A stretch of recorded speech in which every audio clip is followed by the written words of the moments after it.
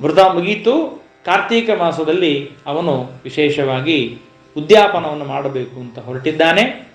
ಹೊರಟ ಎಲ್ಲ ಮತ್ತೆ ಹೋಮ ಹವನ ಎಲ್ಲ ಮುಗೀತು, ಪಾರಣೆ ಆಗಬೇಕು. ಪಾರಣೆ ಆಗೋದಕ್ಕೆ ಇನ್ನೊಂದು ಅರ್ಧ ಮುಹೂರ್ತ ಇದೆ. ಅಷ್ಟೊತ್ತಿಗೆ ದುರ್ವಾಸರು ಬಂದೇ ಬಿಟ್ಟಿದ್ದಾರೆ. ದುರ್ವಾಸರು ಬಂದಿದ್ದಾರೆ. ದುರ್ವಾಸರಿಗೆ ಹೇಳಿದ, ಸ್ವಾಮಿ ಮತ್ತೆ ತಾವೆಲ್ಲ ಬಂದಿದ್ದೀರಿ, ಮುಹೂರ್ತಾರ್ಧಾವಷ್ಟೇ ಅವಶಿಷ್ಟಾಯಾಂ ದ್ವಾದಶ್ಯಾಂ ಪಾರಣಂ ಪ್ರತಿ ಚಿಂತಯಾಮಾಸ ಧರ್ಮಜ್ಞ ದ್ವಿಜೈ ತದ್ಧರ್ಮ ಸಂಕಟೆ. ಅರ್ಧ ಮುಹೂರ್ತ ಉಳಿದಿದೆ, ಬ್ರಾಹ್ಮಣ ಬಂದಿದ್ದಾನೆ, ದುರ್ವಾಸರು ಬಂದಿದ್ದಾರೆ. ಅವ್ರು ಹೇಳಿದರು 5 ನಿಮಿಷದ ಬರ್ತೀನಿ ಅಂದರು. ಬಹಳ ಇನ್ನು ನಾನು ಮಾಡೋದಿಲ್ಲ, ಬಹಳ ಪೂಜಾ ಗೀಜೆ ಮಾಡ್ಬೋದು ಕೊಡೋದಿಲ್ಲ, 5 ನಿಮಿಷದ ಬರ್ತೀನಿ ಅಂತ ಹೋದವರು ಮಹಾರಾಯರು ಅಲ್ಲೇ ಕಾಲಿಂದಿಯ ಒಳಗೆ ಯಮುನಾ ನದಿಯೊಳಗೆ ಕೂತೇ ಬಿಟ್ರು. ನೋಡ್ರಿ, ಬ್ರಾಹ್ಮಣರಿಗೆ ನದಿ ಪಂಜ ಎರಡು ಕಾಣಿಸ್ತು ಅಂದ್ರೆ ಮುಗೀತು. ಅವ್ರಿಗೆ ನದಿ ಮತ್ತೆ ಅಂಗವಸ್ತ್ರ ಎರಡಿತ್ತು ಅಂದ್ರೆ ಸ್ನಾನ ಮಾಡಿದ್ದೇ ಮಾಡ್ತಾರೆ, ಕೂತೆ ಕೂಡ್ತಾರೆ, ಜಪ ಅಂತಾರೆ. ಅಂದ್ರೆ ನದಿ ಕಣ್ತು ಅಂದ್ರೆ ಸ್ವಲ್ಪ ಅವರಿಗೆ ಉತ್ಸಾಹ ಬಂದ್ಬಿಡ್ತದೆ. ಓ, ನದಿ ಸಿಕ್ಕರಿ ಇವತ್ತು ವಿಶೇಷವಾಗಿ ಮತ್ತೆ ಸ್ನಾನ ಮಾಡೋಣ, ಎಲ್ಲರ ಹೆಸರಿನ ಮುಳುಗೋದು, ಎಲ್ಲ ಸತ್ತೊಂಡು ಮುಳುಗೋದೆಲ್ಲ ಮಾಡ್ತಿರ್ತಾರೆ. ಹಾಗಾಗಿ ದುರ್ವಾಸರು ಬರಲೇ ಇಲ್ಲ. ಪಾರಣೆ ಟೈಮ್ ಮುಗಿದು ಹೋಗ್ತಾ ಇದೆ. ಬಹಳ ಮಹತ್ವದ್ದು. ಶ್ರೀಮದಾಚಾರ್ಯ ಹೇಳ್ತಾರೆ, ನ ತಿಥಿರ್ ದ್ವಾದಶಿ ಸಮ. ದ್ವಾದಶಿಗೆ ಸಮಾನವಾದ ತಿಥಿಯೇ ಇಲ್ಲ. ಕೆಲವರು ಪಾಪ ಏಕಾದಶಿ ವ್ರತ ಮಾಡ್ತಾರೆ, ಆದರೆ ದ್ವಾದಶಿ ಮಧ್ಯಾಹ್ನ 12 ಗಂಟೆಗೆ. ಯಾಕೆ ಅಂತ ಕೇಳಿದರೆ, ನಮ್ದು ಸಿಸ್ಟಮ್ ಕೆಟ್ಟು ಹೋಗ್ತದ್ರಿ ಆಚಾರ, ಏನ್ ಮಾಡೋದು? ಸಿಸ್ಟಮ್ ಕೆಟ್ಟು ಹೋಗ್ಬಿಡ್ತದೆ. ದಿವಸ 12ಕ್ಕೆ ಊಟ ಮಾಡಿರ್ತೀವಿ, ದ್ವಾದಶಿ ಒಂದು ದಿವಸ ಮುಂಜಾನೆ 8ಕ್ಕೆ ಊಟ ಮಾಡಿದರೆ ಎಲ್ಲ ತಪ್ಪಿ ಹೋಗ್ತದೆ. ನಾ ಹೇಳಿದೆ, ಅಲ್ಲಿ ಮೋಕ್ಷ ತಪ್ಪಿ ಹೋಗ್ತದ, ಏನ್ ಮಾಡೋದು? ಅದಕ್ಕೇನ್ ಮಾಡೋದು? ಮೋಕ್ಷ ತಪ್ಪಿ ಹೋಗ್ತದಲ್ಲ, ಅದಕ್ಕೇನ್ ಮಾಡೋದು? ಹಂಗೆ ದ್ವಾದಶಿ ದಿವಸ ಸರಿಯಾದ ಸಮಯಕ್ಕೆ ಪಾರಣೆ ಆಗಬೇಕು. ಅದು ಅತ್ಯಂತ ಮಹತ್ವದ್ದು. ಯಾಕಂದ್ರೆ ಪಾಪ ನೋಡ್ರಿ, ರಾಜ ಮಹಾರಾಜ ಅವನು ಕಾಯ್ತಾ ಇದ್ದಾನೆ. ಏನ್ ಮಾಡೋದು? ಆಚಾರ ಬರಲಿಲ್ಲ, ದುರ್ವಾಸರನ್ನು ಬರ್ತಾ ಇಲ್ಲ, ವಿಚಾರ ಮಾಡ್ತಾ ಇದ್ದಾನೆ. ಬ್ರಾಹ್ಮಣರಿಗೆಲ್ಲ ಕೇಳಿದ, ನೋಡ್ರಿ ನೀವೆಲ್ಲ ಧರ್ಮಶಾಸ್ತ್ರ ಬಲ್ಲವರು, ನಿಮಗೆ ಕೇಳ್ತಾ ಇದ್ದೀನಿ, ಮತ್ತೆ ಏನು ಮಾಡಬೇಕು? ಅವ್ರು ಹೇಳ್ತಾರೆ, ಬ್ರಾಹ್ಮಣನ ಅತಿಕ್ರಮಣವೂ ಆಗಬಾರದು, ಈ ಕಡೆಗೆ ಪಾಲನೆಯೂ ಆಗಬೇಕು. ಅದಕ್ಕೇನಾದರೂ ಉಪಾಯವಿದ್ರೆ ಹೇಳ್ರಿ ಅಂದರೆ, ಅಂಬಸಾ ಕೇವಲೇನಾದ್ಯ ಕರಿಷ್ಯೇ ವ್ರತಪಾರಣಂ ಆಹುರಭಕ್ಷಣಂ ವಿಪ್ರಾಹ ಹಸಿತಂ ನಾಶಿತಂಚಯತ. ಅದಕ್ಕಾಗಿ ಹೇಳ್ತಾರೆ ಏನು ಅಂದರೆ, ಕೇವಲ ನೀರನ್ನು ಕುಡಿಯುವುದರಿಂದ ಏನಾಗತ್ತೆ ಅಂದರೆ, ಉಪವಾಸ ಇದ್ದಂತೇನೂ ಆಗತ್ತೆ, ಪಾರಣೆ ಮಾಡಿದಂತೂ ಆಗತ್ತೆ. ಆ ನೀರು ಕೇವಲ ಸ್ವೀಕಾರ ಮಾಡಿದರೆ ಉಪವಾಸ ಇದ್ದಂತೂ ಆಗತ್ತೆ, ಆಮೇಲೆ ಪಾರಣೆ ಮಾಡಿದಂಗೂ ಆಗತ್ತೆ. ಅದನ್ನು ಮಾಡಬಹುದು ಅಂತ ಹೇಳಿದ್ದಾರೆ. ಆಯಿತು ಅಂತ ಎಲ್ಲ ಬ್ರಾಹ್ಮಣರ ಆಜ್ಞೆಯನ್ನು ತೆಗೆದುಕೊಂಡು ಒಂದು ಚಿಕ್ಕದಾದ ಲೋಟದಲ್ಲಿ ನೀರು ಕುಡಿದ. ಪಾರಣೆ ಆಯಿತು. ಎಲ್ಲ ಬ್ರಾಹ್ಮಣರಿಗೂ ತೀರ್ಥ ಕೊಟ್ಟ. ಆ ಇರುವ ಬ್ರಾಹ್ಮಣರೆಲ್ಲ ತೀರ್ಥ ತಗೊಂಡ್ರು. ಅವ್ರಿಗೂ ಸ್ವಲ್ಪ ಏನೋ ನೀರು ಕೊಟ್ಟ, ತಾನು ನೀರು ಕುಡಿದು ಬಿಟ್ಟ. ಕುಡಿಯೋದೇ ತಡ, ಅಷ್ಟೊತ್ತಿಗೆ ದುರ್ವಾಸರು ಬಂದೇ ಬಿಟ್ಟಿದ್ದಾರೆ. ನೋಡ್ರಿ, ಇದೊಂದೇನ್ ಮಾತು ಸಿಕ್ತು. ಏನ್ ಮಾತು ಸಿಕ್ಕಿದೆ ಅಂದ್ರೆ, ಆಹುರಭಕ್ಷಣಂ ವಿಪ್ರಾಹ ಅಶಿತಂ ನಾಶಿತಂ ಚಯತ. ನೀರು ಕುಡಿದ್ರೆ ಉಪವಾಸ ಮಾಡಿದಂಗೂ ಆಗತ್ತೆ, ತಿಂದಂಗೂ ಆಗ್ತದೆ ಅಂತ ಹೇಳಿ ಏನ್ ಮಾಡ್ಲಿಕ್ಕೆ ಶುರು ಮಾಡಿದ್ವಿ ಅಂದ್ರೆ, ಏಕಾದಶಿ ಮಾಡ್ಲಿಕ್ಕೆ ಆಗದೆ ಇದ್ದವ್ರು ನೀರು ಕುಡಿಯೋಣ ಅಂತ ಪ್ರಾರಂಭ ಆಯಿತು. ಬರೇ ನೀರು ಹೆಂಗೆ ಕುಡಿಯೋದು? ಅದಕ್ಕೆ ಸ್ವಲ್ಪ ನಿಂಬೆ ಹಣ್ಣು ಮತ್ತೆ ಸಕ್ಕರೆ ಹಾಕ್ಕೊಂಡು ಅದನ್ನು ತಗೊಂಡ್ರೆ ಆಯಿತು ಅಂತ. ಆಮೇಲೆ ನಿಂಬೆ ಹಣ್ಣು ಪಾನಕಕ್ಕೆ ಬಂತು. ಪಾನಕ ಆದ್ಮೇಲೆ ಎಲ್ಲಿ ಹೋಯ್ತು? ಬರೀ ಅಲ್ಲ, ನೀರಿನ ಪದಾರ್ಥ ತಗೋಬೋದು ಅಂತ, ನೀರಿನ ಪದಾರ್ಥ ತಗೋಬೋದು ಅಂತ ಹೇಳಿ ಆಮೇಲೆ ಜ್ಯೂಸು ಮತ್ತೊಂದು ಬಾಳೆಹಣ್ಣಿನ ಸ್ವೀಕರಣೆ ಅಲ್ಲಿಗೆ ಬಂತು. ಆಮೇಲೆ ನೋಡ್ರಿ, ಕಿಚಡಿಗೆ ಬಂತು. ಸರ್ವತಾ ಸಾಬೂದಾಣಿ ಕಿಚಡಿಯನ್ನು ತಿನ್ನಬಾರದು. ಸಾಬೂದಾಣಿ ಏನಿದೆ ಅದನ್ನ ಒಳ್ಳೆ ದಿವಸದಾಗೆ ತಿನ್ನಬಾರದು. ಅದನ್ನ ಸಾಮಾನ್ಯವಾದ ದಿವಸದಲ್ಲಿ ಅದು ನಿಷಿದ್ಧ. ಅಂದಮೇಲೆ ಏಕಾದಶಿ ದಿವಸ ಸ್ಪೆಷಲ್ ಆಗಿ ಇವತ್ತು ಏಕಾದಶಿ ಅಂತ ಹೇಳಿ ಸಾಬೂದಾಣಿ ತಗೊಂಡ್ರೆ ತಪ್ಪು. ಇದು ಕೊನೆಗೆ ಇವಾಗ ಎಲ್ಲಿಗೆ ಬಂದು ನಿಂತಿದೆ ಅಂದರೆ, ಏಕಾದಶಿಯ ಹಣೆ ಬರ ಚಪಾತಿಗೆ ಬಂದು ನಿಂತಿದೆ. ಯಾಕೆ? ಅನ್ನ ತಿನ್ಬಾರ್ದು ಅಂತ ಹೇಳಾರಲ್ರಿ. ಬ್ರಹ್ಮ ಯಾನಿ ಕಾನಿ ಚ ಪಾಪಾನಿ ಬ್ರಹ್ಮಹತ್ಯಾ ಶತಾನಿ ಚ ಅನ್ನಮಾಶ್ರಿತ್ಯ ತಿಷ್ಠಂತಿ ಸಂಪ್ರಾಪ್ತೆ ಹರಿವಾಸರೇ. ಜಗತ್ತಿನಲ್ಲಿರತಕ್ಕಂತಹ ಎಲ್ಲ ಮಹಾ ಪಾಪಗಳು, ಬ್ರಹ್ಮಹತ್ಯ, ಸುರಾಪಾನ, ಸ್ವರ್ಣಸ್ಥೇಯ, ವೃಷಲೀಗಮನ ಮೊದಲಾದ ಮಹಾ ಪಾಪಗಳು ಏಕಾದಶಿ ದಿವಸ ಅನ್ನದಲ್ಲಿ ಬಂದು ಕೂತಿರ್ತಾವೆ. ಅದಕ್ಕೆ ನಾವು ಅನ್ನ ತಿನ್ನಂಗಿಲ್ಲ ಅಂದ್ರೆ ಗೊತ್ತಿಲ್ಲ ನಿನಗೆ. ಸತ್ಯಧರ್ಮರು ಬೈತಾರೆ, ಅನ್ನ ಅಂದ್ರೆ ಅರ್ಥ ಏನು ಗೊತ್ತಾ? ಯದತ್ತಿ ತದನ್ನಂ, ಏನ್ ತಿಂತೀಯೋ ಅದೇ ಅನ್ನ. ಹಣ್ಣು ಅನ್ನನೇ, ಮಜ್ಜಿಗೆನೂ ಅನ್ನನೇ, ಹಣ್ಣನು ಅನ್ನನೇ, ಪಾನಕನು ಅನ್ನನೇ ಅವತ್ತು. ಹಾಗಾಗಿ ಸರ್ವಥಾ ಅದನ್ನ ಸ್ವೀಕಾರ ಮಾಡೋ ಹಾಗಿಲ್ಲ. ಬಹಳ ಹೇಳಿದ್ದಾರೆ ಏಕಾದಶಿಯ ವ್ರತದ ಬಗ್ಗೆ. ಮತ್ತೆ ವಿಹಿತ ದೇವತೆಗಳೆಲ್ಲ ವಿಷ್ಣುವಿನ ಹಿಂದೆ, ವ್ರತಗಳೆಲ್ಲವೂ ಕೂಡ ಏಕಾದಶಿಯ ಹಿಂದೆ. ದಾಸರು ಹೇಳ್ತಾರಲ್ಲ, ಎಲ್ಲ ವ್ರತಗಳು, ಬೇರೆ ವ್ರತಗಳಿಗೆ ಆಪ್ಷನ್ ಇದೆ. ವಿಷ್ಣು ಪಂಚಕ ಮಾಡಿದರೆ ಮಾಡ್ರಿ, ಬಿಟ್ಟರೆ ಬಿಡ್ರಿ. ಭೀಷ್ಮ ಪಂಚಕ ಮಾಡಿದರೆ ಮಾಡ್ರಿ, ಬಿಟ್ಟರೆ ಬಿಡ್ರಿ. ಹಾಗೆ ಏಕಾದಶಿ ವ್ರತ ಮಾಡಿದರೆ ಮಾಡ್ರಿ, ಬಿಟ್ಟರೆ ಬಿಡ್ರಿ ಅನ್ನೋಂಗಿಲ್ಲ.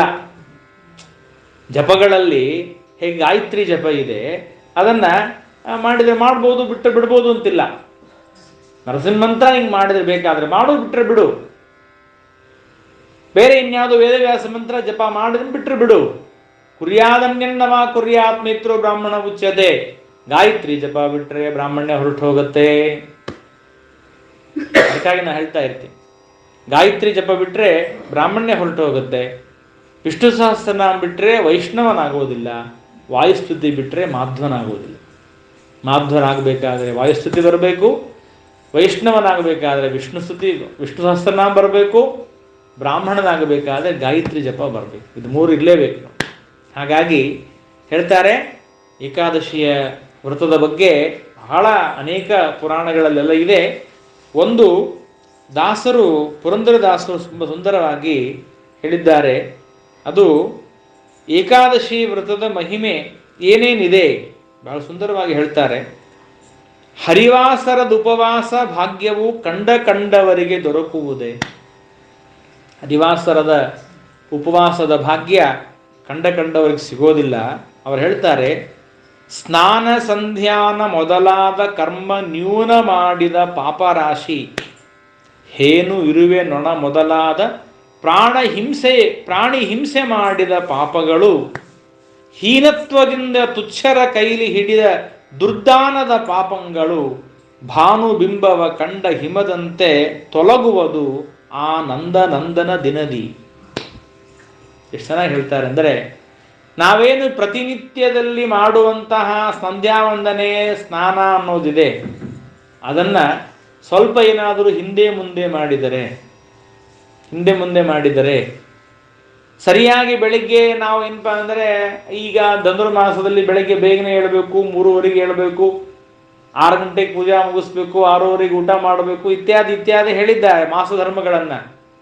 ಅಲ್ಲಿ ಏನಾದರೂ ನ್ಯೂನಾತಿರೇಕಗಳನ್ನು ಮಾಡಿದರೆ ಆ ಪಾಪ ಪರಿಹಾರ ಮಾಡಿಕೊಳ್ಳೋದಕ್ಕಾಗಿ ಏಕಾದಶಿ ಮಾಡ್ರಿ. ನೋಡಿ ಹೇಳ್ತಾರೆ, ಹೀನರ ಕೈಯಿಂದ ಯಾರು ಅಯೋಗ್ಯರಾಗಿದ್ದಾರೆ ಅವ್ರ ಕಡೆಯಿಂದ ನಾವು ದಾನ ಇಸ್ಕೋಬಾರ್ದು. ದಾನ ಇಸ್ಕೊಂಡ್ರೆ ಅಂಥವರ ಕೈಯಲ್ಲಿ ದಾನ ಇಸ್ಕೊಂಡಿರುವ ಪಾಪವನ್ನು ಪರಿಹಾರ ಮಾಡಿಕೊಳ್ಳೋದಕ್ಕಾಗಿ ಏಕಾದಶಿ ವ್ರತ ಮಾಡ್ರಿ. ನೋಡ್ರಿ ಎಷ್ಟು ಚೆನ್ನಾಗಿ ಹೇಳ್ತಾರೆ. ಆಡುವ ಅನೃತ ವಾಕ್ಯಗಳಿಂದ ಸಂಭವ ಆಗುವ ಪಾಪಗಳು, ಆಡಬಾರದ ದಿನಗಳಲ್ಲಿ ಸ್ತ್ರೀಗೋಷ್ಠಿಯನಾಡಿದ ಪಾಪಗಳು, ಬೇಡಬಾರದಂಥ ವರವ ಕೊಡು ಎಂದು ಬೇಡಿದ ಪಾಪಗಳು, ಕಾಡ್ಗಿಚ್ಚನ್ನು ಕಂಡ ಖಗವರ್ಗತತಿಯಂತೆ ಓಡಿಸುವಂತಹ ದಿನಕ್ಕೆ ಸಮನಾದದ್ದುಂಟೇ. ನೋಡ್ರಿ, ಆಡುವ ಅನೃತ ವಾಕ್ಯಗಳಿಂದ ಸುಳ್ಳು ಮಾತಾಡ್ತೀವಲ್ಲ, ಸುಳ್ಳು ಮಾತನಾಡೋದಕ್ಕೆ ನಮಗೇನು ಅದೇನು ಇದಿಲ್ಲೇ ಇಲ್ಲ. ಯಾವಾಗ ಏನು ಬೇಕಾದಾಗ ಸುಳ್ಳು ಮಾತಾಡ್ಬಿಡ್ತೀವಿ. ಆದರೆ ಆ ಸುಳ್ಳು ಮಾತನಾಡಿದ್ದರ ಪಾಪ ಕಳ್ಕೋಬೇಕು ಅಂದರೆ ಏಕಾದಶಿ ವ್ರತ ಮಾಡಿ. ಆಡಬಾರದ ದಿನಗಳಲ್ಲಿ ಸ್ತ್ರೀಗೋಷ್ಠಿಯನಾಡಿದ ಪಾಪಗಳು, ಸ್ತ್ರೀಯರ ಜೊತೆಗೆ ಆ 3 ದಿವಸಗಳ ಕಾಲ ಮಾತಾಡಬಾರ್ದು. ಅವರು ಮಾತಾಡಬಾರ್ದು, ಅವರ ದೃಷ್ಟಿ ತಾಕಿದ ಅನ್ನವನ್ನು ಸ್ವೀಕಾರ ಮಾಡಬಾರ್ದು, ಪೂಜಾ ಕೂತಾಗ ಅವ್ರ ಧ್ವನಿ ಕೇಳಬಾರ್ದು, ಇತ್ಯಾದಿ ಇತ್ಯಾದಿ ಎಲ್ಲ ಇದೆ. ಆಗಿನ ಕಾಲದಾಗ ಏನಿತ್ತು, ಅರ್ಧ ಅರ್ಧ ಕಿಲೋಮೀಟರ್ ಮನೆ ಇದ್ದು. ಒಬ್ಬರ ಮನೆ ಅಂದರೆ ದೊಡ್ಡ ದೊಡ್ಡ ದೊಡ್ಡ ಮನೆಗಳು. ಈ ದೇವ್ರ ಮನೆ ಎಲ್ಲೋ, ಅವ್ರಿಗಿರೋ ಮನೆ ಎಲ್ಲೋ ಇರ್ತಿತ್ತು. ಆವಾಗ ಅವ್ರಿಗೆ ಪ್ರತ್ಯೇಕ ಬೇರೆ ಮನೆಯೇ ಮಾಡಿರ್ತಿತ್ತು. ಈಗ ಇರೋದೇ 30-40. ಆ 30-40 ಒಳಗೆ ಎಲ್ಲ ನಾವು ಮಾಡ್ಕೋಬೇಕು. ಹೀಗಿರ್ಬೇಕಾದಾಗ ಬೈ ಚಾನ್ಸ್ ಏನೋ ಅವ್ರು ಮಾತಾಡಿದ್ದು ಪೂಜಾ ಕೂತ ಕೇಳಿಸ್ತಪ್ಪ, ಅವಾಗ ಏನು ಮಾಡ್ತೀರಿ?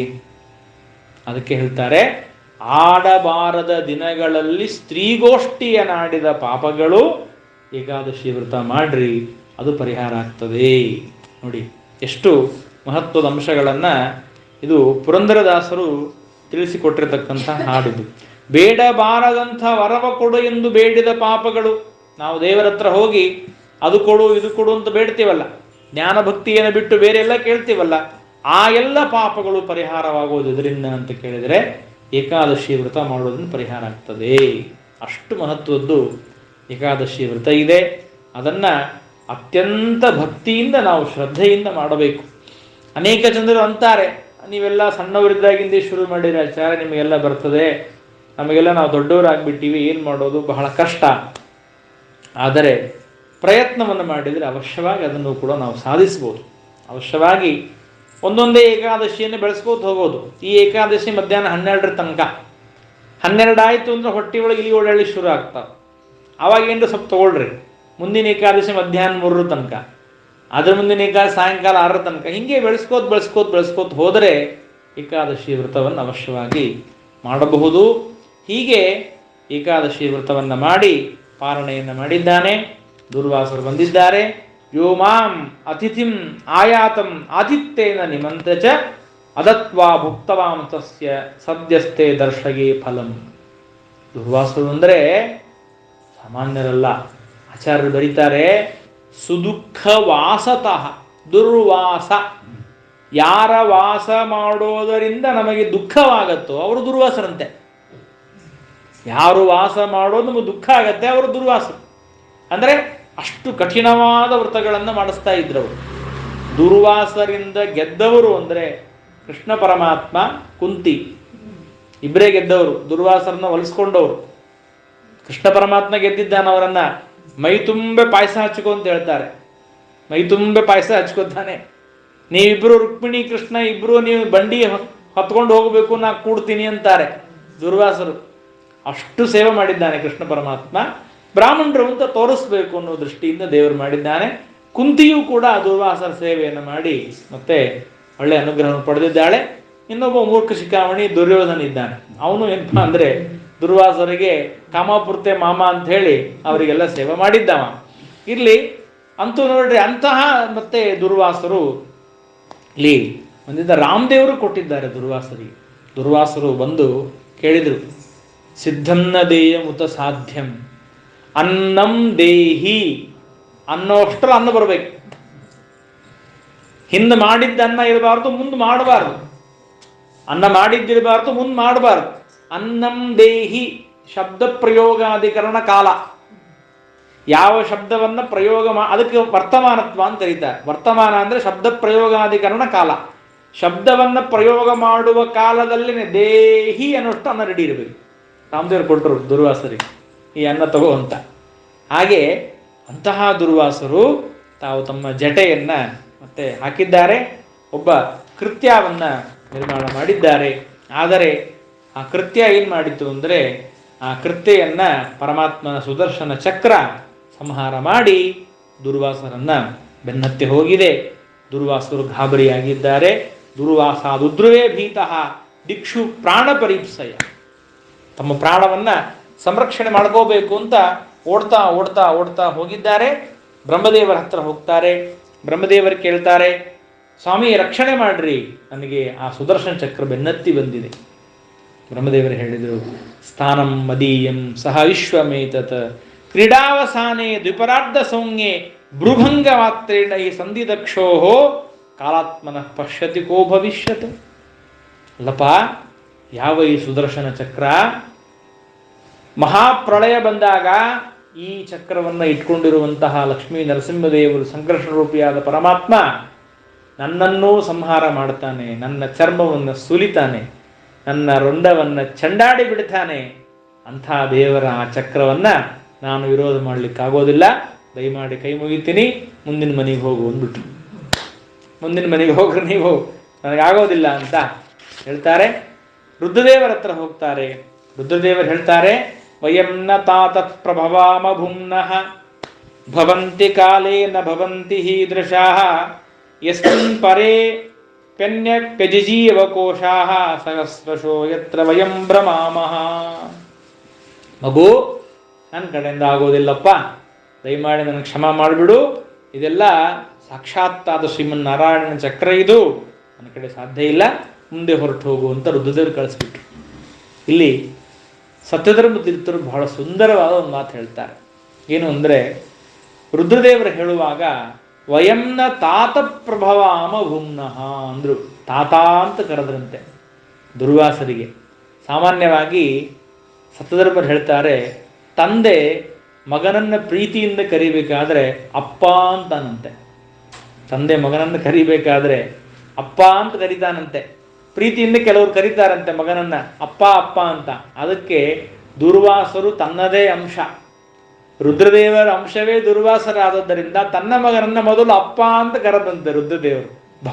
ವಯಂನ ತಾತ ತಾತ ಅಂತ ಕರೆದು, ಅಪ್ಪ ನನ್ನ ಕಡೆ ಆಗೋದಿಲ್ಲ, ಮುಂದೆ ಹೋಗು ಅಂತ ಹೇಳಿಬಿಟ್ರಂತೆ. ಹಾಗೆ ರುದ್ರದೇವರನ್ನ ದಾಟಿ ಸಾಕ್ಷಾತ್ತಾಗಿ ಪರಮಾತ್ಮನ ಹತ್ತಿರ ಬಂದಿದ್ದಾರೆ ದುರ್ವಾಸರು. ಆಗ ಪರಮಾತ್ಮ ಹೇಳಿದ, ಅಹಂ ಭಕ್ತ ಪರಾಧೀನಃ ಅಸ್ವತಂತ್ರ ಇವದ್ವಿಜ ಸಾಧುಭಿಃ ಗ್ರಸ್ತ ಹೃದಯ ಭಕ್ತೈರ್ಭಕ್ತ ಜನ ಪ್ರಿಯ. ಪರಮಾತ್ಮ ಹೇಳ್ತಾ ಇದ್ದಾನೆ, ಅಹಂ ಭಕ್ತ ಪರಾಧೀನಃ, ನಾನು ಭಕ್ತ ಪರಾಧೀನನಾಗಿದ್ದೇನೆ. ಅಸ್ವತಂತ್ರ ಇವ, ಅವ್ರ ಮುಂದೆ ನಾನು ಅಸ್ವತಂತ್ರನಾಗಿದ್ದೀನಪ್ಪ. ನೋಡಿ, ಹಾಗಾದರೆ ದುರ್ವಾಸರು ಕೇಳ್ತಾರಂತೆ, ಸತ್ಯಧರ್ಮ ತೀರ್ಥರು ವ್ಯಾಖ್ಯಾನ ಮಾಡ್ತಾರೆ, ನನು ಯದಿ ತ್ವಂ ಭಕ್ತ ಪರಾಧೀನ ಹಂತ ಅಹಂ ಹರೇ ಕಿಮ್ನ ಭಕ್ತ. ಹಾಗಾದ್ರೆ ನಾನು ನಿನ್ನ ಭಕ್ತನಲ್ವಾ? ನೀನು ಭಕ್ತ ಪರಾಧೀನ ಅಂತ ಇದ್ದೀಯಾ, ಆದ್ರೆ ನಾನು ನಿನ್ನ ಭಕ್ತನಲ್ವೇನು? ನಾನು ನಿನ್ನ ಭಕ್ತನೇ ಅಲ್ಲ ಮತ್ತೆ ಅಂತ ಏನಾದರೂ ದುರ್ವಾಸರು ಕೇಳಿದರೆ ಅದಕ್ಕೆ ದೇವರು ಉತ್ತರ ಕೊಡ್ತಾನಂತೆ.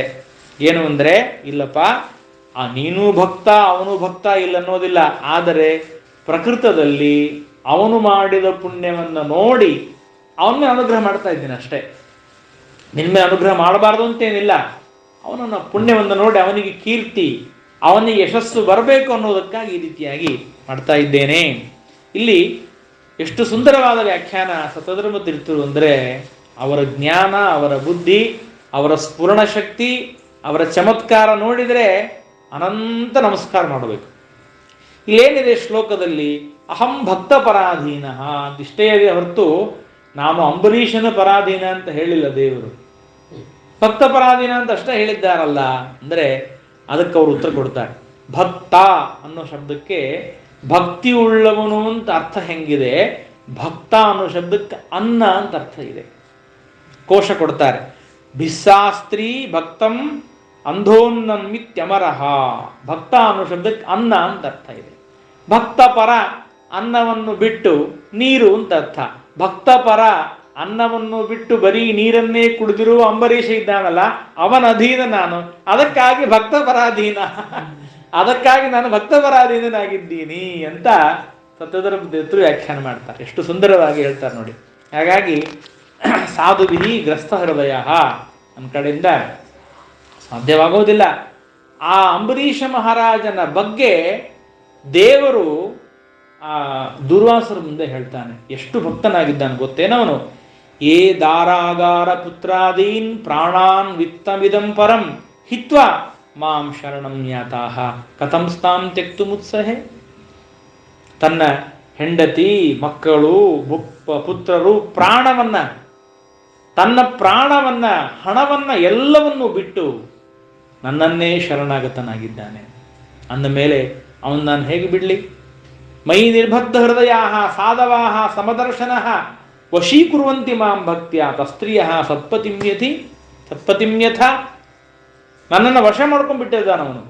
ಅಷ್ಟು ನನ್ನ ಮೇಲೆ ಅಖಂಡವಾದ ಭಕ್ತಿಯನ್ನು ಮಾಡ್ತಾ ಇದ್ದಾನೆ. ಹಾಗಾಗಿ ನಾನು ಅವನನ್ನು ಇವ ನನ್ನವಾ ಅಂತ ಸ್ವೀಕಾರ ಮಾಡಿದ್ದೇನೆ. ಇವ ನನ್ನವ ಅಂತ ನಾನು ಅವನನ್ನು ಸ್ವೀಕಾರ ಮಾಡಿದ್ದೇನೆ. ಅವ ನನ್ನನ್ನು ಇವ ನನ್ನವ ಅಂತ ಸ್ವೀಕಾರ ಮಾಡಿದ್ದಾನೆ. ಹಾಗಾಗಿ ದಾಸರ ಈ ಮಾತು ಅತ್ಯಂತ ಮಹತ್ವದ್ದು. ನಿನ್ನವ ನಿನ್ನವ ಶ್ರೀನಿವಾಸ, ನಾನನ್ಯರ ನರಿಯನು ಶ್ರೀನಿವಾಸ. ಭಗವಂತ ನನ್ನನ್ನು ಮದೀಯ ಅಂತ ಸ್ವೀಕಾರ ಮಾಡಬೇಕಷ್ಟೆ. ಇವ ನನ್ನವ ಅಂತ ಸ್ವೀಕಾರ ಮಾಡಿದರೆ ಜಗತ್ತಿನಲ್ಲಿ ಎಲ್ಲರಿಗೂ ನಾವು ಬೇಕಾದವರಾಗ್ತೇವೆ, ಎಲ್ಲರಿಗೂ ನಾವು ಬೇಕಾದವರಾಗ್ತೇವೆ. ಅದಕ್ಕೆ ನಾನೊಂದು ಕಥೆಯನ್ನು ಹೇಳ್ತಾ ಇರ್ತೇನೆ. ಒಂದು ರಾಜ್ಯವಿತ್ತು. ಆ ರಾಜ ಏನು ಮಾಡಿದ ಅಂದರೆ ಎಲ್ಲರ ಮನೆಗೂ ಹೋದ. ನೋಡ್ರಿ, ಇಲೆಕ್ಷನ್ ಇದ್ದಿದ್ದಿಲ್ಲ, ಮತ್ತೆ ಸುಮ್ಮನೆ ಹೋದ. ಹೋಗೇನು ಹೇಳಿದ ಅಂದರೆ, ಇಲ್ಲ ನಿಮಗೇನು ಬೇಕೋ ಅದನ್ನು ಬೇಡ್ರಿ, ಕೊಡ್ತೀನಿ. ಎಲ್ಲರೂ ಒಬ್ಬೊಬ್ಬರು ಒಂದೊಂದು ಬೇಡಿದ್ರು. ಪಾಪ ಅವರೊಂದು ಬೇಡಿದ್ರು, ಇವರೊಂದು ಬೇಡಿದ್ರು. ಆಯಿತು. ಕೊನೆಗೆ ಒಬ್ಬ ಅಜ್ಜಿ ಇದ್ಲು. ಆ ಅಜ್ಜಿ ಮನೆಗೆ ಹೋದ. ಅಜ್ಜಿ ಏನು ಬೇಡಿದ್ಲು ಅಂದರೆ, ರಾಜ ನನಗೇನು ಬೇಡ, ನನಗೇನು ಅಂದರೆ ನಾಳೆ ಸಭಾ ಮಧ್ಯದಲ್ಲಿ ಕೂತ್ಕೊಂಡು ಅಜ್ಜಿ, ನನ್ನ ಅಜ್ಜಿ ಇಲ್ಲಿ ಬಾ ಅಂತ ಕರಿ, ಅಷ್ಟೇ. ಇದು ಬಿಟ್ಟರೆ ಬೇರೆ ಏನು ಬೇಡ ಅಂದ್ಲು. ರಾಜ ಅಂದ, ಏನಮ್ಮ ಹಿಂಗೆ ಬೇಡ್ತೀನಿ ನೀನು? ಯಾರು ಬೇಕಾದವರೆಲ್ಲ ಬಂಗಾರ ಬೆಳ್ಳಿ ಬೆಳ್ಯಾರ ಕೊಟ್ಟಿನಿ, ಇಲ್ಲ ನನಗೆ ಸಾಕು. ಸರಿ ಆಯಿತು. 6ನೇ ದಿವಸ ದೊಡ್ಡ ಸಭಾ ನಿರ್ಮಾಣ ಆಗಿದೆ. ಬೇರೆ ಬೇರೆ ಬೇರೆ ದೇಶದವರು ಎಲ್ಲ ಕಪ್ಪು ಕಾಣಿಕೆಗಳನ್ನು ತೊಗೊಂಡು ಬಂದಿದ್ದಾರೆ, ಟ್ಯಾಕ್ಸ್ ಕೊಡ್ಲಿಕ್ಕೆ ತೊಗೊಂಡ್ಬಂದಿದ್ದಾರೆ, ಎಲ್ಲ ವಿದ್ವಾಂಸರು ಕೂತಿದ್ದಾರೆ, ಪಂಡಿತರು. ದೊಡ್ಡ ಸಭಾ, ರಾಜಾಂಗಣ ದೊಡ್ಡ ಸಭೆ ನಡೆದಿದೆ.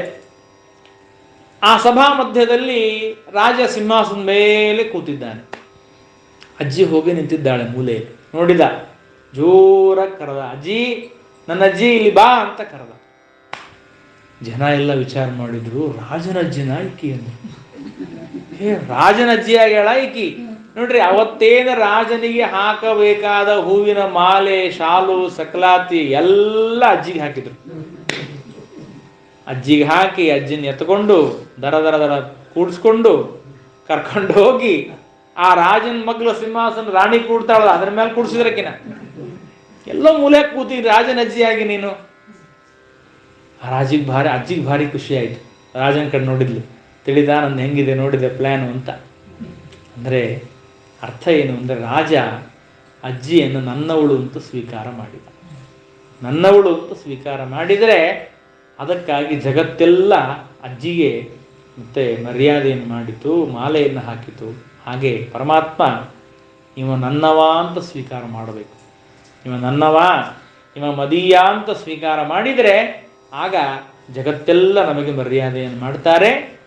ದೇವರ ಅನುಗ್ರಹ ಆಗಬೇಕು ಅಂದರೆ ನಾವು ಮೊದಲು ದೇವರ ನನ್ನವ ಅಂತ ಸ್ವೀಕಾರ ಮಾಡಬೇಕು.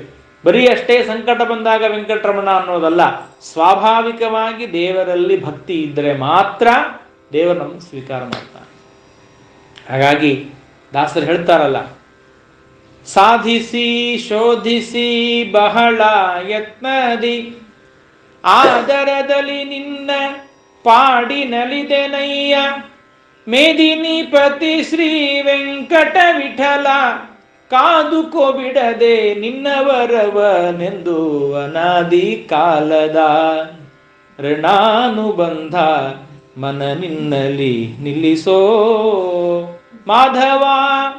ಅನಾದಿ ಕಾಲದಿ ನಿನ್ನಾಧೀನನಾಗಿ ನೀನು ಕುಣಿಸಿದಂತೆ ನಾನು ಕುಣಿದೆನಯ್ಯ, ಹಾನಿ ವೃದ್ಧಿ ಮೋದ ಕ್ಲೇಶಗಳುಂಡೆ ದೀನನು ನಾ ದಯಾಮಯ ನೀನು ಅನಾದಿ ಕಾಲದ ಋಣಾನುಬಂಧ ಮನ ನಿನ್ನಲಿ ನಿಲ್ಲಿಸೋ ಮಾಧವ. ಹಾಗೆ ಅನಾದಿ ಕಾಲದಿಂದ ಋಣಾನುಬಂಧ, ದೇವರಿಗೂ ನಮಗೂ ತಂದೆ ಮಗ ಅನ್ನುವಂತಹ ಋಣಾನುಬಂಧ ಇದು ಅನಾದಿ ಕಾಲದಿಂದ ದೇವರಿಗೆ ನಮಗೆ ಮಾತ್ರ. ಬಾಕಿ ಎಲ್ಲ ಆವಾಗ ಆಯಾ ಜನ್ಮಕ್ಕೆ ಬಂದು ಹೋಗೋದಷ್ಟೇ. ದೇವರು ಮಾತ್ರ ಅನಾದಿ ಕಾಲದ ಋಣಾನುಬಂಧ. ಅದಕ್ಕಾಗಿ ಕಾದುಕೋ ಬಿಡದೆ ನಿನ್ನವರವನೆಂದು, ನಾನು ನಿನ್ನವ ಅಂತ ಸ್ವೀಕಾರ ಮಾಡು. ಹಾಗಾಗಿ ದೇವರು ಹೇಳ್ತಾ ಇದ್ದಾನೆ, ನಾನು ಈ ವ್ಯಕ್ತಿಯನ್ನ ಅಂಬರೀಷ ಮಹಾರಾಜನ ನನ್ನವ ಅಂತ ಸ್ವೀಕಾರ ಮಾಡಿದ್ದೇನೆ, ನನಗೆ ಬಿಡ್ಲಿಕ್ಕಾಗೋದಿಲ್ಲ. ಅದಕ್ಕಾಗಿ ನೀ ಏನು ಮಾಡು ಅಂದರೆ ಉಪಾಯಂ ಕಥಯಿಷ್ಯಾಮಿ. ದುರ್ವಾಸ, ನಿಮ್ಗೊಂದು ಒಳ್ಳೆ ಉಪಾಯ ಹೇಳೇನು ನಾನು. ಏನು ಮಾಡಬೇಕು ಗೊತ್ತಾ? ನೇರ ಹೋಗಿ ಅವನ ಕಾಲಿಡಿ, ಅಂಬರೀಷ ಮಹಾರಾಜನ ಕಾಲಿಡಿ, ಎಲ್ಲ ಪರಿಹಾರ ಆಗ್ತದೆ ಅಂತ ಹೇಳಿದಾಗ ಪಾಪ ಮತ್ತೆ ದುರ್ವಾಸರು ಬಂದು ಅಂಬರೀಷ ಮಹಾರಾಜನನ್ನ ಕಾಲು ಹಿಡಿತಾರೆ. ಬಂದು ಅಂಬರೀಷನ ಉಪಾವೃತ್ತೆ ತತ್ಪಾದೋ ದುಃಖಿತೋ ಗೃಹಿ. ತಕ್ಷಣ ಸರ್ಕೊಳ್ತಾನೆ ಅಂಬರೀಷ ಮಹಾರಾಜ. ಅಯ್ಯೋ ಸ್ವಾಮಿ, ನೀವು ಬ್ರಾಹ್ಮಣರು, ದೊಡ್ಡವರು, ಹಿರಿಯರು, ಸರ್ವತಾ ಹೀಗೆ ಮಾಡಬಾರದು ಅಂತ ಹೇಳಿ ತಾನು ಆ ಸುದರ್ಶನ ಚಕ್ರವನ್ನು ಸ್ತೋತ್ರ ಮಾಡ್ತಾನೆ. ಅಂಬರೀಷ ಮಹಾರಾಜ, ತ್ವಮಗ್ನಿರ್ಭಗವಾನ್ ಸೂರ್ಯ ತ್ವಂ ಸೋಮೋ ಜ್ಯೋತಿಷಾಂ ಪತಿ ತ್ವಮಾಪಃ ತ್ವಂ ಕ್ಷಿತಿರ್ವ್ಯೋಮ ವಾಯುರ್ಮಾತ್ರೇಂದ್ರಿಯಾಣಿ ಚ ಸುದರ್ಶನ ನಮಸ್ತುಭ್ಯಂ ಸಹಸ್ರಾರ ಅಚ್ಯುತ ಪ್ರಿಯ ಸರ್ವಾಸ್ತ್ರಘಾತಿನ್ ವಿಪ್ರಾಯ ಸ್ವಸ್ತಿ ಭೂಯಾದಿಡಸ್ಪತೆ ಎಂಬುದಾಗಿ ಆ ಭಗವಂತನಿಗೆ ವಿಶೇಷವಾಗಿ ಮತ್ತೆ ಪ್ರಾರ್ಥನೆಯನ್ನು ಮಾಡಿಕೊಳ್ತಾ ಇದ್ದಾರೆ. ಸುದರ್ಶನ ರೂಪಿಯಾದ ಪರಮಾತ್ಮನಿಗೆ ಪ್ರಾರ್ಥನೆಯನ್ನು ಮಾಡಿಕೊಂಡು ಆಗ ಕೊನೆಗೆ ಹೇಳ್ತಾನೆ ಅಂಬರೀಷ ಮಹಾರಾಜ, ಯದ್ಯಸ್ತಿ ದತ್ತಮಿಷ್ಟಂ ವಾ ಸಧರ್ಮೋ ವಾ ಸ್ವನುಷ್ಠಿತಃ ಕುಲಂ ನೋ ವಿಪ್ರದೈವಂ ಚೇತ್ ದ್ವಿಜೋ ಭವತು ವಿಜ್ವರ. ಸ್ವಾಮಿ, ನಾನೇನೇನು ದಾನ ಯಜ್ಞ ಯಾಗ ಏನೇನು ಮಾಡಿದ್ದೀನಿ ಎಲ್ಲದರ ಪುಣ್ಯ ನನಗೆ ಒದಗಬೇಕು ಅಂತಾದರೆ, ನಾನು ಅದನ್ನು ಪಡಿಬೇಕು ಅಂತಾದರೆ ದಯಮಾಡಿ ಈ ಬ್ರಾಹ್ಮಣನನ್ನು ಬಿಟ್ಟುಬಿಡು, ಅವನಿಗೆ ಯಾವ ತೊಂದರೆ ಆಗಬಾರದು ಅಂತ ಬೇಡಿಕೊಂಡಾಗ ಆಗ ಶಾಂತವಾಗಿದೆ ಸುದರ್ಶನ ಚಕ್ರ. ಆಗ ಮತ್ತೆ ಬಂದು ದುರ್ವಾಸರು ಪ್ರಾರ್ಥನೆ ಮಾಡ್ತಾರೆ. ಆ ಅಂಬರೀಷ ಮಹಾರಾಜನ ವರ್ಣನೆ ಮಾಡ್ತಾರೆ. ಅಹೋ ಅನಂತದಾಸಾನಾಂ ಮಹಿತ್ವಂ ದೃಷ್ಟ ಮಧ್ಯವೇ. ಇವತ್ತು ನಂಗೆ ಗೊತ್ತಾಯ್ತಪ್ಪ ಭಗವಂತನ ದಾಸರ ಮಹಿಮೆ ಏನು ಅಂತ ನನಗೆ ಗೊತ್ತಾಯ್ತು, ಅದಕ್ಕಾಗಿ ಕ್ಷಮಿಸ್ಬಿಡು ಅಂತ ಹೇಳಿದಾಗ ಆಗ ಅಂಬರೀಷ ಮಹಾರಾಜ ಹೇಳ್ತಾನೆ, ಸ್ವಾಮಿ ಬನ್ರಿ, ಮೊದಲು ಊಟಕ್ಕೆ ಕೂಡ್ರಿ ಅಂತ. ಅದೆಲ್ಲ ಬಿಟ್ಬಿಡ್ರಿ, ಆಮೇಲೆ ವಿಚಾರ ಮಾಡೋಣ, ಮೊದಲು ಊಟಕ್ಕೆ ಕೂಡ್ರಿ, ನೀವು ಊಟ ಮಾಡ್ರಿ, ಆಮೇಲೆ ನಾವು ಊಟ ಮಾಡ್ತೀನಿ. ನೋಡ್ರಿ, ಸಂವತ್ಸರೋ ಅತ್ಯಗಾತ್ ಯಾವತ್ ತಾವತ್ತಂ ನಾಗತೋಗತಃ. 1 ವರ್ಷ ಆಗಿದೆ ದುರ್ವಾಸರು ಎಲ್ಲ ಕಡೆ ಸಂಚಾರ ಮಾಡಿ ಬರೋ ಅಷ್ಟರವರೆಗೆ ಅಂಬರೀಷ ಮಹಾರಾಜ ಉಪವಾಸ ಕೂತಾನೆ. ಬ್ರಾಹ್ಮಣ ಬರಲಿ, ಅವ್ರ ಊಟ ಆದ್ಮೇಲೆ ನಾವು ಊಟ ಮಾಡಬೇಕು. ಏನೋ ವ್ರತ ನಿಯಮ, ಅದಕ್ಕೋಸ್ಕರ ನಾನು ಕೇವಲ ನೀರು ಕುಡಿದಿದ್ದೀನಿ ಅಷ್ಟೇ, ಬೇರೆ ಇನ್ನೇನು ಮಾಡಿಲ್ಲ. ಆದರೆ ಭೋಜನ ಮಾತ್ರ ಅವ್ರದಾದ್ಮೇಲೆ ನಂದಾಗಬೇಕು. ಎಷ್ಟು ಭಕ್ತಿ ನೋಡ್ರಿ, ಎಷ್ಟು ಭಕ್ತಿ ಬ್ರಾಹ್ಮಣರ ಮೇಲೆ, ದೊಡ್ಡವರ ಮೇಲೆ, ಯತಿಗಳ ಮೇಲೆ ಎಷ್ಟು ಭಕ್ತಿ ಇದೆ ಆ ಅಂಬರೀಷ ಮಹಾರಾಜ. ಇಂತಹ ಅಂಬರೀಷ ಮಹಾರಾಜನ ವಿಶಿಷ್ಟವಾದ ಕಥೆಯನ್ನು ಹೇಳ್ತಾರೆ. ಹೇಳಿ ಕೊನೆಗೊಂದು ಮಾತು ಹೇಳ್ತಾರೆ. ಕೊನೆಗೊಂದು ಮಾತು, ಆ ಮಾತನ್ನು ಹೇಳಿ ಇವತ್ತಿನ ಉಪನ್ಯಾಸವನ್ನು ಮುಕ್ತಾಯ ಮಾಡೋಣ. ಏವಂ ವಿಧಾನೇಕ ಗುಣಸ್ಸ ರಾಜ ಪರಾತ್ಮನಿ ಬ್ರಹ್ಮಣಿ ವಾಸುದೇವೇ. ಇಂತಹ ಅದ್ಭುತವಾದ ಒಂದು ಮಹಿಮೆ ಉಳ್ಳವನಾಗಿದ್ದಾನೆ ರಾಜ. ಕ್ರಿಯಾಕಲಾಪೈ ಸಮುವಾಹ ಭಕ್ತಿಂ ಯಯಾ ವಿರಿಂಚಾದಿ ಮದಶ್ಚಕಾರ. ಯಾವ ಅಂಬರೀಷ ಮಹಾರಾಜ ಬ್ರಹ್ಮದೇವರನ್ನೇ ಕೆಳಗೆ ಹಾಕಿದ ಅಂತ ಬಂದ್ಬಿಡ್ತು. ತನ್ನ ತಪಸ್ಸಿನಿಂದ, ತನ್ನ ಭಕ್ತಿಯಿಂದ ಬ್ರಹ್ಮದೇವರನ್ನೇ ಕೆಳಗೆ ಹಾಕಿಬಿಟ್ಟ, ಅಷ್ಟು ದೊಡ್ಡ ರಾಜ ಅಂತ ಭಾಗವತ ವರ್ಣನೆ ಮಾಡಿತು. ನೋಡ್ರಿ, ಭಾಗವತವನ್ನು ಇದ್ದದ್ದಿದ್ದ ಹಾಗೆ ಕೇಳಿಬಿಟ್ರೆ ನಮಗೆ ನರಕ ಆಗುತ್ತೆ. ಶ್ರೀಮದಾಚಾರ್ಯ ನಿರ್ಣಯ ಕೊಡ್ತಾರೆ, ಬ್ರಹ್ಮಾದಿ ಭಕ್ತ ಕೋಟ್ಯಂಶ ಅಂಶೋ ನೈವಾಂಬರೀಷಕ್ಕೆ. ಬ್ರಹ್ಮದೇವರ ಅವರಲ್ಲಿರುವಂತಹ ಭಕ್ತಿ, ಅವರಲ್ಲಿರುವಂತಹ ಗುಣಗಳಿಗೆ ಕೋಟಿ ಕೋಟಿ ಕೋಟಿ ಕೋಟಿ ಕೋಟಿ ಕೋಟಿ ಅಂಶಗಳು ಅಂಬರೀಷನಲ್ಲಿಲ್ಲ. ಅಷ್ಟು ಚಿಕ್ಕವನು ಅಂಬರೀಷ. ಅಂಬರೀಷ ಮಹಾರಾಜ ಅಷ್ಟು ಚಿಕ್ಕವನು. ಬ್ರಹ್ಮದೇವರು, ರುದ್ರದೇವರು, ಇಂದ್ರದೇವರಿಗಿಂತಲೂ ಅತ್ಯಂತ ಚಿಕ್ಕವನಾಗಿರುವಂತಹ ಅಂಬರೀಷನಲ್ಲಿ, ಆದರೆ ಕೂಡ ತಥಾಪಿ ಹರಿದೀಶ್ವರ ತಾತ್ಕಾಲಿಕೇನ ಉಪಚಯೇ ತಸ್ಮಾತ್ ತೇಷಾಂ ಯಶಸ್ಸೇ ಆದಿರಾಟ್. ತಾತ್ಕಾಲಿಕವಾಗಿ ಆ ಭಕ್ತರ ಮೇಲೆ ಅನುಗ್ರಹ ಮಾಡೋದಕ್ಕೋಸ್ಕರವಾಗಿ ಪರಮಾತ್ಮ ಆ ರೀತಿಯಾಗಿ ಮಾಡಿದ್ದಾನೆ ಹೊರತು ಬ್ರಹ್ಮಾದಿಗಳು ಕೂಡ ಅವನ ಕೀರ್ತಿಯನ್ನು ಮತ್ತೆ ಹೆಚ್ಚುಗೊಳಿಸಬೇಕು ಅಂತ ಮಾಡಿದರೆ ಹೊರತು ಸ್ವಯಂ ದುರ್ವಾಸರು, ರುದ್ರದೇವರು ಹೇಳ್ತಾರ ಆ ಮಾತನ್ನ. ನಮಗ ಪ್ರಶ್ನೆ ಬಂದಿರ್ಬೋದು, ದುರ್ವಾಸಶ್ಚ ಸ್ವಯಂ ರುದ್ರ ತಥಾಪಿ ಅನ್ಯಾಯ ಮುಕ್ತವಾನ್ ತಥಾಪ್ಯನುಗ್ರಹಾಧ್ಯಾಯ ದರ್ಪನಾಶಾರ್ಥಮೇವ ಚ. ನೋಡಿ, ಆ ಮಾತನ್ನ ಸ್ವಯಂ ರುದ್ರದೇವರೇ ಆಗಿದ್ದಾರೆ. ಆದ್ದರಿಂದ ಅವನ ಮೇಲೆ ಅನುಗ್ರಹ ಮಾಡೋದಕ್ಕಾಗಿ ಅವರು ಆ ರೀತಿಯಾಗಿ ಆ ನಾಟಕ ಮಾಡಿದರೆ ಹೊರತು ವಾಸ್ತವಿಕವಾಗಿ ದುರ್ವಾಸರು ಬ್ರಹ್ಮದೇವರು ಯಾರಿಗಿಂತಲೂ ಅಂಬರೀಷ ದೊಡ್ಡವನಲ್ಲ, ಅವನಿಗಿಂತಲೂ ಚಿಕ್ಕವರಾದ ಮನುಷ್ಯರಲ್ಲಿ ಉತ್ತಮ ಅಷ್ಟೇ ಹೊರತು. ಯಾಕೆಂದರೆ ಅದನ್ನು ಸತ್ಯಧರ್ಮ ತೀರ್ಥರು ಬಹಳ ಸುಂದರವಾಗಿ ಬರೀತಾರೆ. ಕೃಪಾನಿಮಿತ್ತಾಯ ಭಕ್ತಿ ನೀಚ ಭಕ್ತೇಶು ಸಾಧಿಕ ಇತ್ಯಾದಿಯಾಗಿ ಹೇಳಿದ್ದರಿಂದ ಕೃಪಾನಿಮಿತ್ತವಾಗಿ ನೀಚ ಭಕ್ತರ ಮೇಲೆ ಮಾಡುವ ಅನುಗ್ರಹ ಅಷ್ಟೇ. ಅಂದರೆ ದೃಷ್ಟಾಂತ ಕೊಡ್ತಾರೆ ಭಾಗವತದಲ್ಲಿ. ಏನು ಅಂದರೆ, ಮನೆಯ ಒಳಗಡೆ ಮಗು ಇದೆ. ಆ ಮಗುವಿಗೆ ಊಟಕ್ಕೆ ಬಡಿಸ್ತಾ ಇದ್ದಾಳೆ ಅಮ್ಮ, ಊಟ ಮಾಡ್ತಾ ಇದೆ. ಹೊರಗಡೆ ಒಬ್ಬ ಭಿಕ್ಷುಕ ಬಂದ, ಅಮ್ಮ ಭಿಕ್ಷೆ ಕೊಡ್ರಿ ಎಂದ. ತಕ್ಷಣ ಎದ್ದು ಹೊರಗೆ ಬಂದು ಅವನಿಗೆ ಭಿಕ್ಷೆ ಹಾಕ್ತಾಳೆ. ಅವನಿಗೇನಪ್ಪ ಅಂದರೆ ಊಟಕ್ಕೆ ಹಾಕ್ತಾಳೆ. ಅಂದರೆ ಅರ್ಥ ಏನು? ತನ್ನ ಮಗುವಿನಕ್ಕಿಂತಲೂ ಅವನ ಮೇಲೆ ಪ್ರೀತಿ ಜಾಸ್ತಿ ಇದೆ ಅಂತ ಅರ್ಥವಾ? ಅರ್ಥ ಅಲ್ಲ, ಅವನ ಮೇಲೆ ಕೃಪಾ. ಹಾಗೆ ಬ್ರಹ್ಮದೇವರು ರುದ್ರದೇವರು ಇವರೆಲ್ಲ ದೇವರ ಮೇಲೆ ಅಷ್ಟು ಭಕ್ತಿ ಮಾಡಿದವರು. ಅವ್ರನ್ನ ಬಿಟ್ಟು ಅಂಬರೀಷನ ಮೇಲೆ ಅನುಗ್ರಹ ಮಾಡ್ತಾ ಇದ್ದ ಅಂತ ಕೃಪಾನಿಮಿತ್ತಕವಾದ ಭಕ್ತಿ ಅಷ್ಟೇ ಹೊರತು, ಅವನ ಮೇಲೆ ಅನುಗ್ರಹ ಅಷ್ಟೇ ಹೊರತು ವಾಸ್ತವಿಕವಾಗಿ ಅಲ್ಲ. ಇಲ್ಲಿ ಸತ್ಯಧರ್ಮ ತೀರ್ಥರು ಒಂದು ಸುಂದರವಾದ ವ್ಯಾಖ್ಯಾನ ಮಾಡ್ತಾರೆ. ವಿರಿಂಚಾದಿ ಮದಶ್ಚಕಾರ ಅಂತ ಇದೆಯಲ್ಲ, ವಿರಿಂಚಾದಿ ಅಂದರೆ ಒಂದರ್ಥ ಏನು? ಬ್ರಹ್ಮದೇವರೇ ಆದಿಯಾಗಿ ಇದ್ದವರು ಅಂತ ಒಂದರ್ಥ. ಇನ್ನೊಂದರ್ಥ ಏನು ಅಂದರೆ, ಬ್ರಹ್ಮದೇವರೇ ಆದಿ ಆದದ್ದು ಅಂದರೆ ಕಾರಣ. ಬ್ರಹ್ಮದೇವರೇ ಯಾರಿಗೆ ಕಾರಣರಾಗಿದ್ದಾರೆ ಅಂದರೆ ಸ್ಥಾವರ ಪ್ರಪಂಚ ಇದೆಯಲ್ಲ, ಅದಕ್ಕೂ ಬ್ರಹ್ಮದೇವರ ಕಾರಣರಾಗಿದ್ದಾರೆ. ಆ ಸ್ಥಾವರ ಪ್ರಪಂಚಕ್ಕಿಂತಲೂ ಇವನು ಉತ್ತಮ ಅಂತ ಅರ್ಥವೇ ಹೊರತು ಬ್ರಹ್ಮದೇವರಿಗಿಂತಲೂ ಉತ್ತಮ ಅಂತ ಅರ್ಥವಲ್ಲ ಅಂತ ಅರ್ಥವನ್ನು ಮಾಡ್ತಾರೆ. ಅಂತಹ ಆ ಅಂಬರೀಷ ಮಹಾರಾಜನ ಕಥೆಯಿಂದ ನಾವು ಕೂಡ ಭಗವಂತನಲ್ಲಿ ಭಕ್ತಿಯನ್ನು ಮಾಡೋಣ. ಹರಯೇ ನಮಃ. ಶ್ರೀಕೃಷ್ಣಾರ್ಪಣಮಸ್ತು.